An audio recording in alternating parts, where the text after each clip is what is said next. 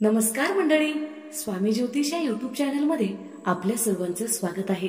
तर मंडळी, सर्वप्रथम तुम्हाला आषाढी एकादशीच्या अनंत अनंत शुभेच्छा। आपण आजच्या व्हिडिओत आषाढी एकादशीचे व्रत करणाऱ्यांनी वाचावी किंवा ऐकावी ही पांडुरंगाची कथा। पांडुरंगाच्या कृपेने आपले संकट दूर होतील व आपणास मोक्ष प्राप्ती मिळेल। आषाढी एकादशी दिवशी पंढरीच्या विठ्ठलाची भगवान विष्णूची पूजा करावी आणि व्रत करावे।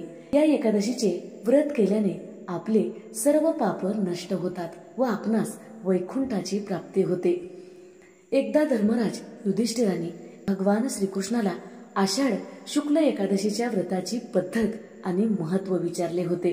तेव्हा श्रीकृष्ण म्हणाले की नारदांनी ब्रह्मदेवांनाही या व्रताबद्दल विचारले होते। तेव्हा त्यांनी सांगितले होते की हे व्रत सर्व एकादशीमध्ये महत्वाचे मानले जाते, कारण हे व्रत केल्याने कलियुगात राहणाऱ्या जीवांना स्वर्गाची प्राप्ती होते, न करणाऱ्यांना नरकात जावे लागू शकते। भगवान श्रीकृष्णाने सांगितले की आषाढ शुक्ल एकादशीला पद्म एकादशी असे सुद्धा म्हटले जाते। या दिवसापासून भगवान विष्णू योग निद्रेमध्ये जातात, म्हणूनच या एकादशीला देवशयनी एकादशी असे सुद्धा म्हटले जाते। देवशयनी एकादशी व्रताची कथा पुढील प्रमाणे आहे। सूर्यवंशात एक महान प्रतापी आणि सत्यवादी राजा माधांता होता। तो चक्रवर्ती राजा होता। तो आपल्या मुलाप्रमाणे प्रजेची सेवा करत असे। सगळे आनंदात जगत होते, पण एकदा त्यांच्या राज्यात सलग 3 वर्ष पाऊस पडला नाही। त्यामुळे अन्नधान्य कमी पडू लागले आणि दुष्काळ पडला।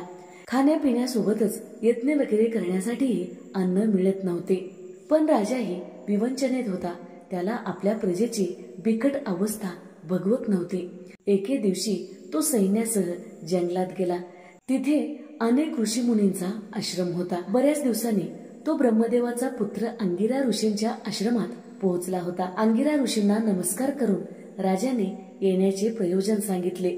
राजाने अंगिरा ऋषींना सांगितले की दुष्काळामुळे त्यांच्या राज्यात हाहाकार माजला आहे। लोक अन्नासाठी व्याकुळ झाले आहेत। पावसाअभावी पिकाची वाढ होत नाही। तुम्ही मला या संकटातून बाहेर पडण्याचा मार्ग सांगावा अशी विनंती केली। तेव्हा अंगिरा ऋषी म्हणाले, हे राजन, या संकटातून बाहेर पडण्याचा मार्ग म्हणजे आषाढ शुक्ल एकादशी पद्म एकादशीचे व्रत पद्धतशीरपणे पाळणे। त्याच्या पुण्य प्रभावामुळे तुमच्या राज्यात पाऊस पडेल, यामुळे समृद्धी येईल, जनता सुखी होईल आणि अन्न व संकट दूर होतील। या एकादशीचे व्रत केल्याने सर्व प्रकारचे उपद्रव दूर होऊन सर्व प्रकारची सिद्धी प्राप्त होते। हे व्रत तुम्ही संपूर्ण प्रजाजनासह आणि मंत्र्यासह करायचं आहे। राजा अंगिरा ऋषींना नमस्कार करून आपल्या नगरात राजा परतला होता। पद्म एकादशीच्या दिवशी त्यांनी सर्व प्रजाजन आणि मंत्र्यासह विधिवत हे व्रत पाळले होते। या व्रताचे पुण्य लाभल्याने राज्यात चांगला पाऊस पडू लागला। त्यामुळे पिकांचे उत्पादन चांगले होऊ लागले। त्यांचे राज्य पुन्हा संपत्ती आणि धनधान्याने परिपूर्ण झाले होते। लोक सुखाने राहू लागले होते। तर अशा प्रकारे पद्म एकादशी म्हणजेच आषाढी एकादशी या दिवशी ही कथा ऐकल्यामुळे आपल्या पापाचा नाश होतो असे शास्त्रात सांगितलेले आहे।